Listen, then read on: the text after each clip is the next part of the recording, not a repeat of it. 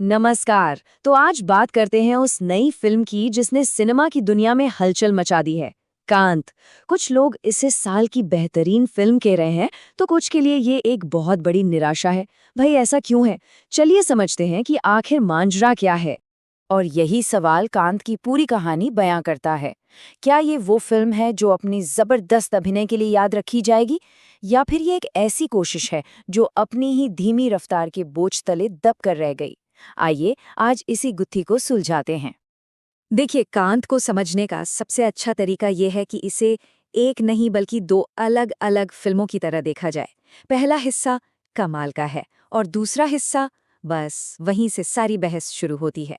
हमारा आज का ये विश्लेषण इसी बनावट पर टिका है। कहानी हमें ले जाती है 1950s के दशक के मद्रास, मतलब तमिल सिनेमा के उस सुनहरे दौर में। ये कहानी सिर्फ एक सुपरस्टार की नहीं है, बल्कि कला, कलाकार और उसके ईगो के बीच के नाजुक रिश्ते की है। और कहानी में ट्विस्ट तब आता है जब कला की इस दुनिया में एक असली जुर्म हो जाता है, जो पर्दे और हकीकत के बीच की लकीर को ही मिटा देता है। तो सबसे पहले बात करते हैं फिल्म के उस हिस्से की जिस पर लगभग हर कोई एक मत है। वो हिस्सा जो एक मॉडर्न क्लासिक होने का दम भरता है। फिल्म की जान बसती है इन तीन किरदारों में। एक तरफ है सुपरस्टार टीके महादेवन, जिसका स्टारडम सिर चढ़कर बोल रहा है।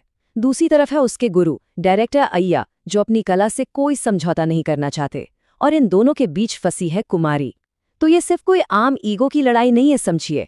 ये गुरु शिष्य परंपरा और कला के भविष्य को लेकर दो पीढ़ियों की जंग है, जो एक बहुत ही खूनी मोड़ ले लेती है। और इस मुश्किल कहानी को पर्दे पर उतारा कैसे गया है, कमाल। मतलब अगर कांत की कोई एक चीज है जिस पर कोई सवाल नहीं उठा सकता, तो वो है एक्टिंग। खास तौर पर दुलकर सलमान की परफॉर्मेंस। क्रिटिक्स भी यही कह रहे हैं कि महादेवन के किरदार में एक सुपरस्टार का गुरूर और एक कलाकार की बेचैनी, इन दोनों भावों को उन्होंने जिस बारीकी से पकड़ा है वो अद्भुत है। ये सिर्फ एक्टिंग नहीं है, ये तो उस किरदार का एक मनोवैज्ञानिक पोर्ट्रेट है। कई लोगों के लिए ये उनके करियर का अब तक का सबसे बेहतरीन काम है। लेकिन कहानी सिर्फ दुलकर की नहीं है। समुथिरकानी ने अय्या के किरदार में उसूलों और परंपरा की लड़ाई को जैसे जिंदा कर दिया है। और वहीं भाग्यश्री बोरसे का किरदार कुमारी इन दो मर्दों के अहंकार के बीच पिसती औरत की कहानी को इतनी खूबसूरती से सामने लाता है कि वो फिल्म का इमोशनल सेंटर बन जाती है। किरदारों के साथ साथ फिल्म की दुनिया भी ऐसी है कि लगता है जैसे वो सच में सांस ले रही हो। सिनेमेटोग्राफी तो लाजवाब है, जो 1950s के दशक के चकाचौंध के पीछे छिपे अंधेरे को दिखाने के लिए रोशनी और परछाइयों का बहुत ही बढ़िया इस्तेमाल करती है। हर एक फ्रेम उस दौर की एक कहानी कहता है। यहाँ तक तो फिल्म एक मास्टरपीस बनने की राह पर सरपट दौड़ रही होती है। लेकिन फिर आता है इंटरवल और कहानी एक ऐसा मोड़ लेती है जहां से देखने वालों की राय एकदम बढ़ जाती है। होता यह है कि जो फिल्म एक गहरा साइकोलॉजिकल ड्रामा चल रही थी, वो अचानक से एक किसने कत्ल किया वाली मर्डर मिस्ट्री बन जाती है। ये एक बड़ा रिस्क था, लेकिन ज्यादातर लोगों को लगता है कि यहीं पर फिल्म पटरी से उतर गई। जिस इमोशनल गहराई को इतनी मेहनत से बनाया गया था, वो एक धीमी सी जासूसी कहानी में कहीं खो जाती है। तो समझे फर्क क्या है? पहला हिस्सा इस बात पर है कि क्यों हुआ, जो किरदारों की साइकोलॉजी में गहरा उतरता है। दूसरा हिस्सा किसने किया की खोज में लग जाता है। और ये खोज इतनी धीमी और बिखरी हुई है कि दर्शकों का बना बनाया कनेक्शन टूट जाता है। ऐसा लगता है जैसे कहानी की आत्मा कहीं पीछे ही छूट गई। कहानी में एक पुलिस वाले का किरदार आता है जिसे राणा दग्गुबाती ने निभाया है। लेकिन मजा ये है कि उनका किरदार भी लोगों को एकमत नहीं कर पाता। कुछ को उनका अंदाज कहानी में एक नई एनर्जी जैसा लगा, तो कुछ को लगा कि उनका मॉडर्न तेवर फिल्म के पुराने माहौल से मेल ही नहीं खाता। तो अब जब फिल्म की इतनी चीरफाड़ हो ही गई है, तो चलिए देखते हैं कि इन ताकतों और कमजोरियों पर आखिरी फैसला क्या निकला। ज्यादातर बड़े क्रिटिक्स ने फिल्म को 5 में से 3 स्टार दिए हैं। ये रेटिंग यही बताती है कि फिल्म में ब्रिलियंस तो है, लेकिन फोकस की थोड़ी कमी है।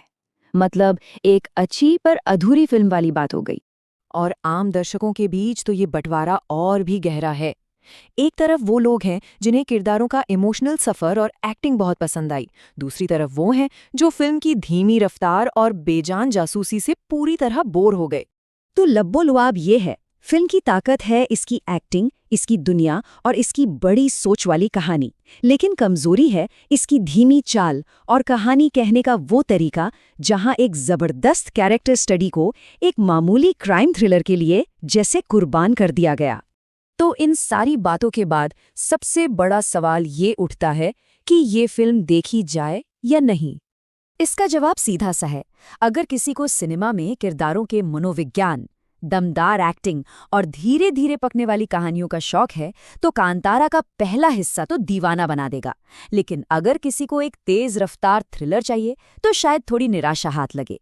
कुल मिलाकर कांत एक ऐसी खूबसूरत फिल्म है जिसमें एक मास्टरपीस बनने की पूरी काबिलियत थी।